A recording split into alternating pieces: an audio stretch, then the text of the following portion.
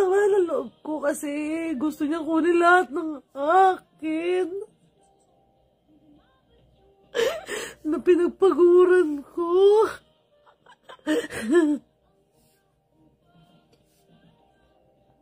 Alam mo yun? Simula naging Madam Kilay ako, parang utang na loob ko daw sa kanya yung narating ko.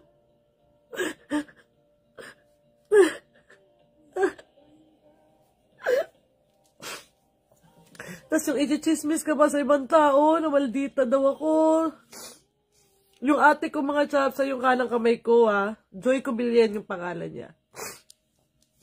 Siya yung kanang kamay ko na siya yung binigyan ko ng posisyon na mag-behalf on me dyan sa Pilipinas kasi wala ako dyan. So pinagkatiwalaan ko yung ate ko sa mga pera ko, bangko, sa kanya ko pinangalan lahat. Na pagkakamali ko talaga. Bakit? Bakit ko pinagkatiwala? Kasi nga kapatid mo eh. Akala mo, mapagkakatiwalaan mo. Kasi kapatid mo. So lahat ng pera ko sa kanya nakapangalan. Okay? Then, lumago yung business ko, lumago yung maraming salamat Panginoon Lord, lumago yung business ko. Ngayon, siyempre, ang tao nasisilaw sa pera. Inuunti-unti pala ako ng ate ko, hindi ko alam.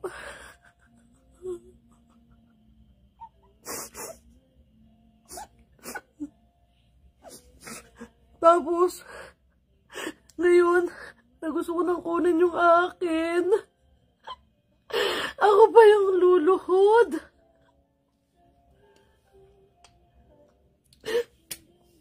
Ako pa yung magmamakaawa na ibigay niyo yung akin.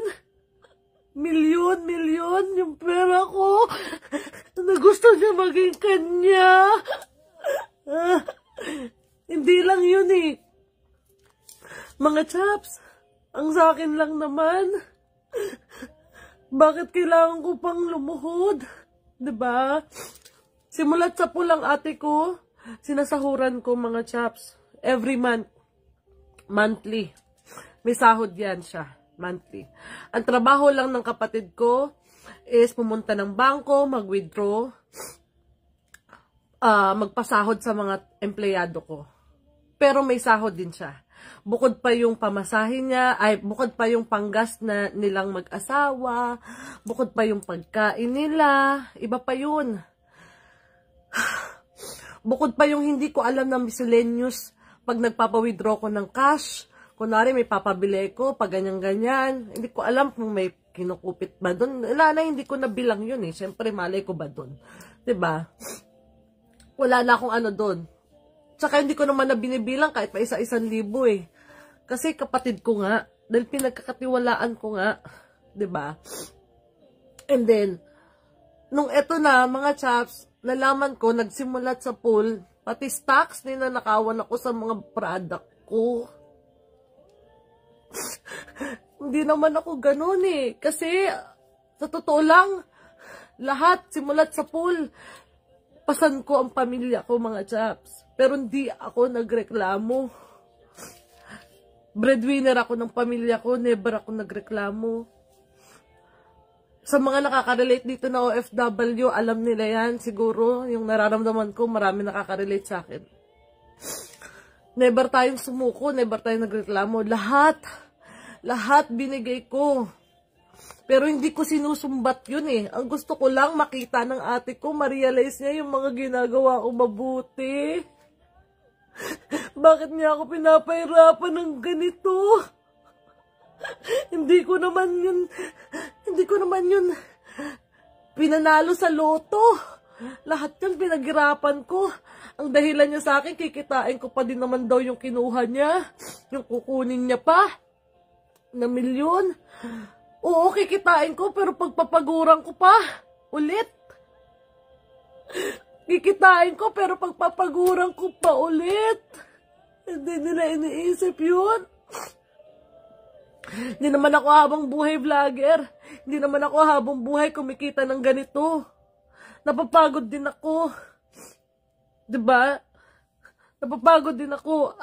Sinasabi ko to sa social media kasi mga chat, napapagod ako, hindi ko siya makontak. Kaya gusto, ito lang yung way na maparating ko sa kanya, yung sama ng loob ko kasi hindi niya ako kinakausap. Ito lang yung way na maparating ko sa kanya, ma-realize niya, Panginoong Lord, gisingin yung utak ng kapatid ko, nalalaso na yata. Kasi may mga nagsusulsul sa kanya. Milyon mga chaps, ang hindi ko makuha na pera ko naman. Marami ako pinapasahod na tao.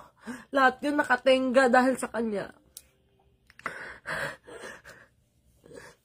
Alam mo yung wala akong magawa kasi nandito ako Malayo ako. Gusto ko lang i-shoutout yung kapatid ko. Baka matauhan ka. Hindi naman sa'yo yan pera. Hindi mo naman yung pinaghirapan.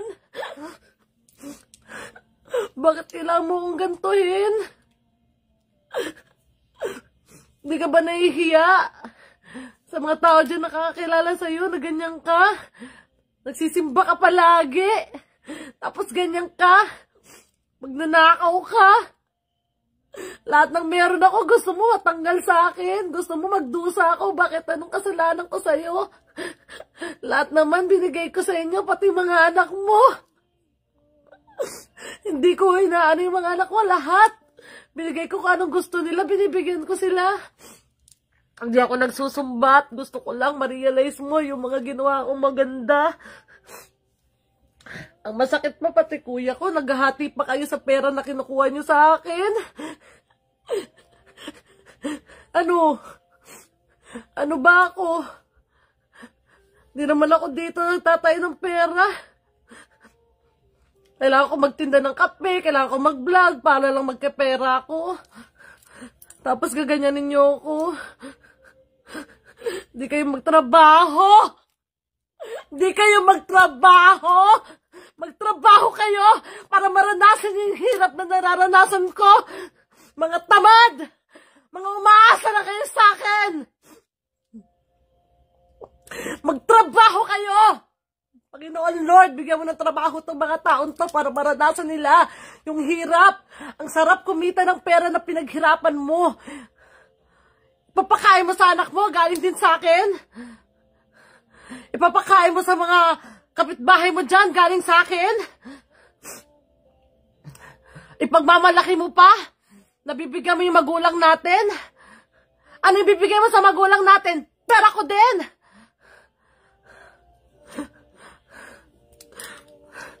Mga easy money, gusto ninyo, pahiyaan, go. Real talk sa mga tamad. Tangina nyo. Magtrabaho kayo, huwag kayo aasa sa isang tao. Porque binibigyan kayo, porque sinusuportahan kayo. Mag-ano kayo sa sarili nyong paa. Hindi yung ganyan. Na tinitake advantage nyo yung taong tumutulong sa inyo, porque meron. Tas anong gagawin mo dyan sa pera ko? Sasabihin mo, pampuhunan mo? Pampuhunan mo, galing sa nakaw?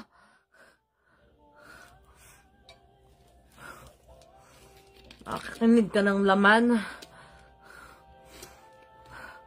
Papakain mo sa pamilya mo, galing sa nakaw, hindi naman sa'yo. Pinaglalaban mo, yung para sa'yo. Sasabihin pa daw ng ate ko mga chaps, sabi pa niya, hindi niya ibibigay yung pera ko.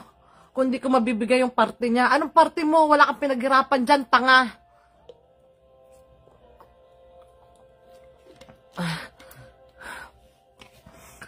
Ang pangalan ng ate ko, Joy Cubilien. Search nyo. Para matauhan siya. Lahat ng meron ka, may sasakyan ka, galing sa akin yan. Mga alahas sa suot mo, galing din sa akin yan Lahat yan sa mga kupit mo. Sabi mo pa wala ka ninakaw. Makikita ko yung bangko ko. Ang pagkakamali ko lang talaga mga chaps, winangalan ko sa kanya. Nanginginig ako mga chaps.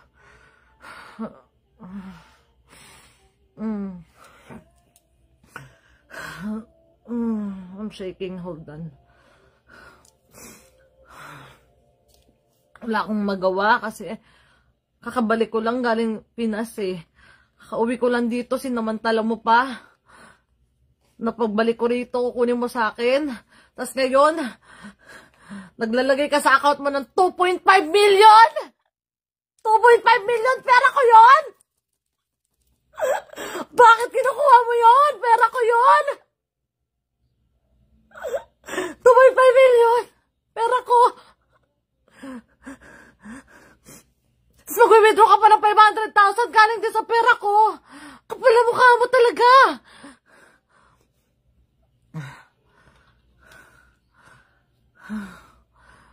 Kakasabot pa kayo. Marunong ko magpatawad.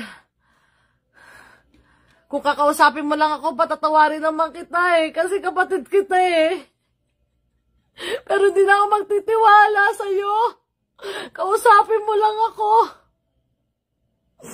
Kausapin mo ako kung bakit ba? Bakit mo to ginagawa sa akin? Inuubos mo lahat ng pera ko. Unti-unti. Kung masama akong tao, sabihin mo sa akin saan banda. Kayo, nagbigay ng dahilan kung bakit ako naging ganito sa inyo. Di naman ako ganito eh. Ang saya-saya ko. Pagka umuwi ako ng Pilipinas, ang saya-saya ko. Lahat na lang ng mga gusto nyo, ng luho nyo, binibigay ko naman sa inyo. Wala akong pagkukulang. Wala. Alam ng Panginoon Lord yan. Wala akong pagkukulang. Nakakapagod. Kasi sarili mo, kapatid, masakit. Sobrang sakit.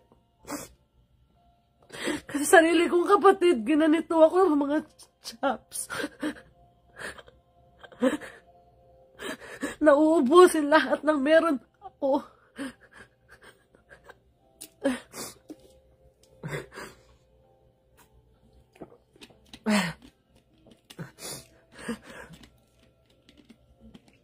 Pati mga anak niya, hindi ko dinadama yung mga bata, pero sana maisip niya yung mga anak niya, yung mga tulong ko sa mga anak niya. Kung masama akong tao, yung isang anak niya na nakatira sa bahay ng anak ko, na pinapatira ko sa bahay ng anak ko ngayon. Kung masama akong tao, dapat pinalayas ko na, pero hindi ako ganong tao. Dahil mahal ko yung mga anak niya. Sa lang ang may problema. Sana ma-realize mo. Sana bulungan ka ng Panginoong Lord.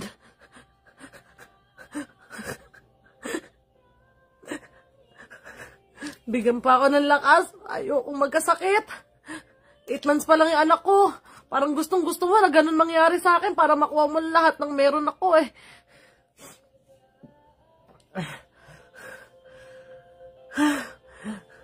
Magbanat kayo ng buto. Huwag kayo nga asa sa mga tao na tumutulong sa inyo lagi, tinitake advantage ninyo. Hindi ako ganito sa social media, pero mga chaps,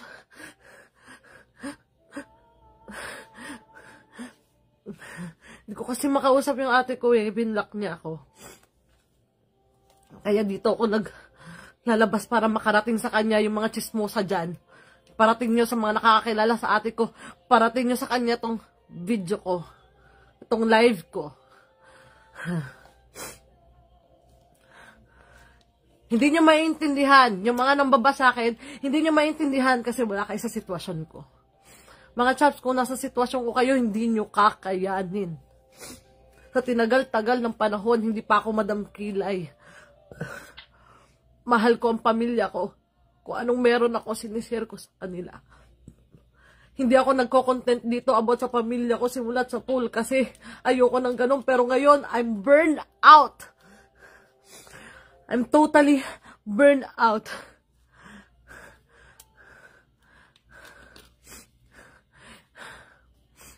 Kasi wala na rin naman pakialam ang ate ko sa pati magulang ko eh. Wala rin siya pakialam eh.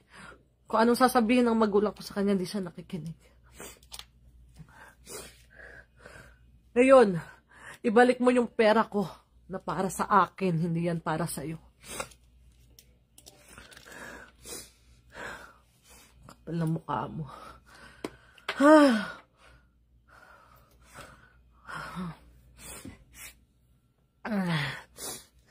Meron pa siyang 2.5 million na kinuha na yata niya kanina.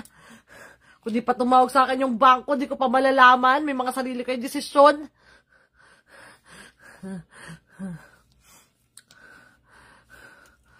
Unti-unti yung mga pera ko. Hindi kayo magtrabaho ng sarili nyo. Eh di wow. Ano daw? Eh di wow. Sabi, sino to? Ano yan sabi niya? Ina ka, teka lang. Sino yung nagsabi nun? Paki-up nga yung pukin ng ina nun.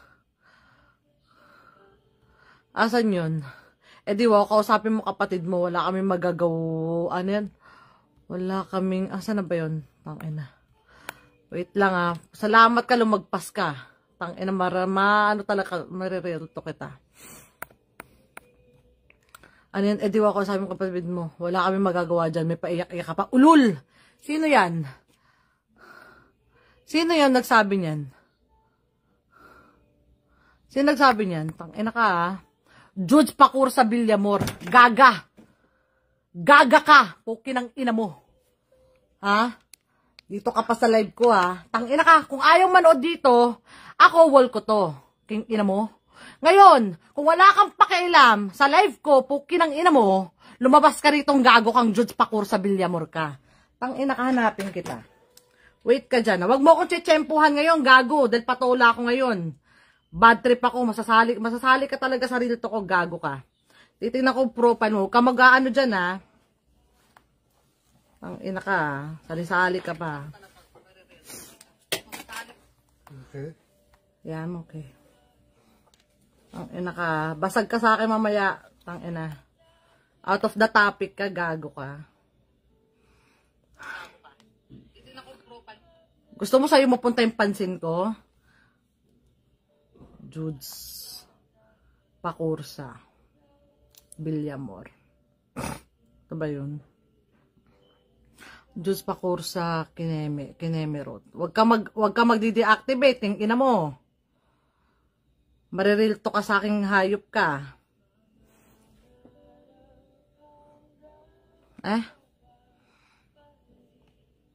Mamaya ka sa akin, gago ka. Tangina ka. Anong pakialam mo sa wall ko? Ha? Ngayon, kung ayaw nyo manood dito, kayo mga epal kayo, na wala naman kayong sinabing, kundi mang bash, sa problema ko, gago. Scroll up mo dun ka sa iba.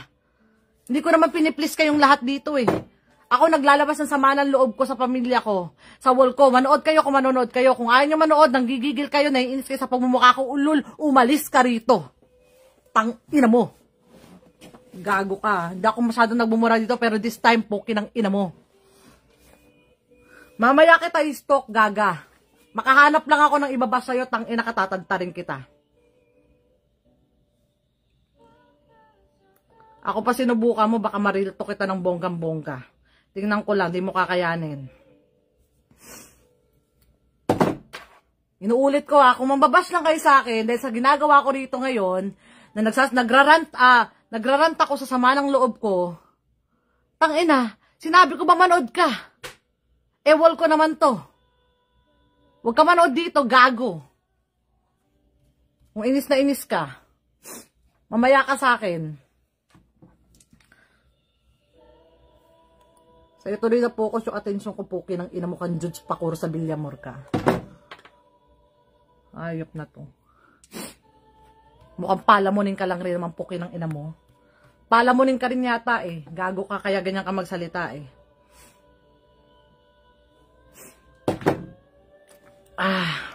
O baka galamay din yan ng kapatid ko, eksena niyang ano dyan. Ito real talk mga chaps Ito real to mga chaps Kung kayo, meron kayong mga kamag-anak, breadwinner, nagtatrabaho abroad, mga chaps, wag na wag kayo magpapa-involve sa pera. Tandaan niyo yan. wag na wag kayong magpapasilaw sa pera.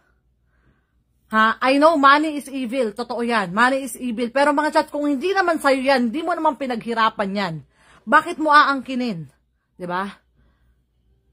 Mabuti pa kung sinabi sa akin ng kapatid ko na, Je, o sige, babalik ko na sa'yo yung pera mo. Ikaw na bahala sa akin. Kung bibigyan mo ako, okay lang. Kung hindi naman, di okay lang din. Bahala ka na. Baka makonsensya pa ako, baka bigyan pa kita ng malaki. Hindi eh. Ginago mo ako eh. Kaya kayo mo, binura na niya mga chat. Ulul, gago yan. Bura-bura ka pa, gaga. Kahit burahin mo, gago, may screenshots na ako sa'yo, mamaya kita tatargetin. Tangina ka, wag mo ko sasabayan pag ako bad trip. Dahil maghahanap at hahanap ako sa'yo nang ikasisira mo, gaga. Ngayon pang patola ako ngayon. Nanginginig ako sa ano, tapos bigla ka papasok dyan. Report this account, hate speech. Papansin ka, yeah. Yes, my love. Don't stay up too late, okay? Huh? Yeah, I'm okay. I'm okay, I'm okay. Okay? I'm okay. I'm just shaking a little bit, but I'm okay. Well, take a break, drink some water, you know? I have water here. And just calm down, right? I am calm down. I love you. I love you. Thank you so much.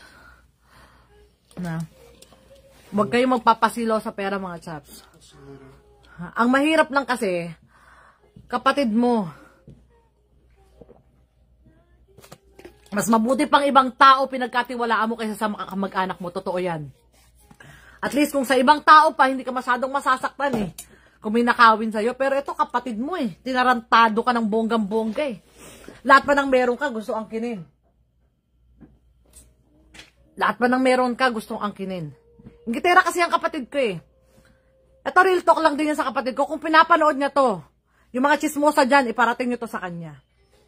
Sasabihin sa akin ng kapatid ko, kasi nga tinanggal ko na siya sa trabaho niya na kanang kamay ko siya, di ba? Tinanggal ko na siya. Ngayon, sasabihin niya sa akin, kailangan niya daw ng separation pay kasi tinanggal ko daw siya, kineso. Kaya kailangan niya ng milyon, day.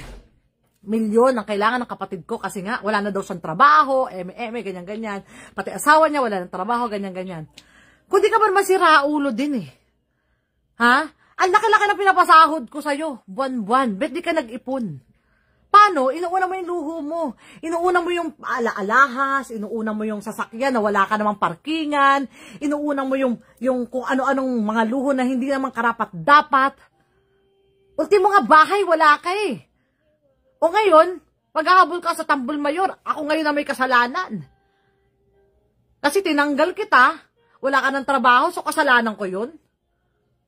Alam niyo mga subs kayo ha, huwag kayong gagaya dyan. Huwag kayong gagaya sa ganyang mga tao. Pag kayo may trabaho, mag-ipon kayo mga chaps. Ang sarap bumili ng sarili mong gamit na galing sa pinaghirapan. Ha? Ang sarap bumili, ipakain sa anak mo na sarili mong pinaghirapan. Hindi, itong ate ko, hindi, napakagaling eh. Ha?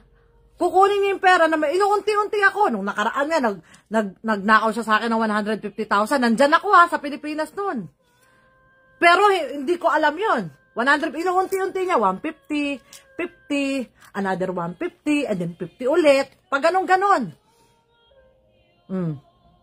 Tapos ngayon, this time, iniipit niya ako, gusto niyang kunin lahat ng pera ko doon sa bangko. Tapos ngayon, kukunin niya 2.5. Wow, nasa bangko niya na, ng 2.5 million, nasa bangko niya na. Napakagaling talaga. Diba?